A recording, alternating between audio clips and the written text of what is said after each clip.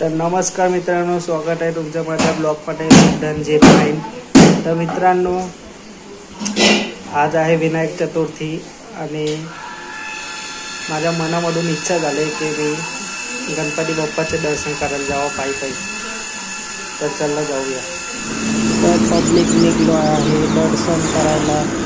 तर मी ते काही दिखाव्यासाठी नाही करत आहे, माझ्या मनामधून इच्छा झाली म्हणून मी जात आहे.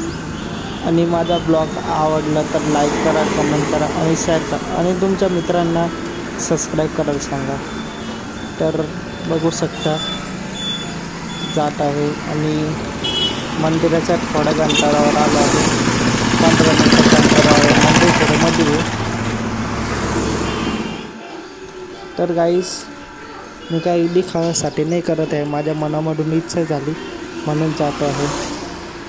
तर मंदिराच्या जवळ झालो आहे, 10 मिनिटाच्या अंतर आहे. पब्लिक मी लोकांचा काही विचार करत नाही, लोक काय म्हणतील. लोक तर उभी नाव ठेवणारच आहे आणि तसं पण नाव ठेवणारच आहे. आपण आपल्या लाईफमध्ये पुढे जायचं, देवा धर्म करायचं. पब्लिक चला आता दुर्वा किती आलो आहे. आता भाव करून दुर्वा घेऊ. 10 रुपयाचा भेटतो, काही महाग भेटत नाही. आणि जरुरीचं नाही की दुर्वा चढवायचा, मनातून इच्छा असली तर चढवा. काही लोक असं पण दर्शन करत जातात. तर आपल्या इथं दरबारीनं तर गाईस दुर्वा घेतला. आता चला मंदिरामध्ये जाऊया. पहिले पायथ्याशी दर्शन करूया. तर दुर्वा घेतला, असं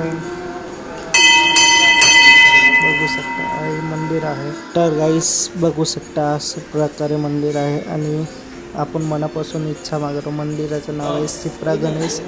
हे मंदिर खूप जुनं आहे आणि इथं लोक मनापासून इच्छा पूर्ण होतेच म्हणजे लोकांची. आणि आपण पण चतुर्थीला इथंच असतो, मन झालं तेव्हा यायचं. तर गाईस बघू शकता असं मंदिर आहे.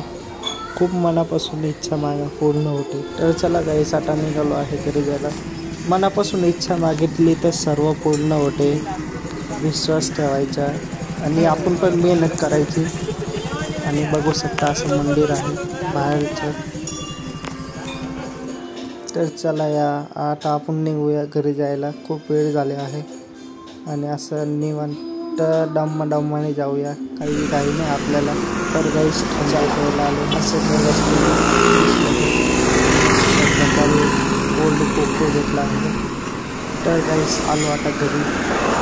11:30 झाले आहेत. 10 वाजता निघतो, 11:30 झाले. आलो घरी. तर माझा ब्लॉग आवडला का नाही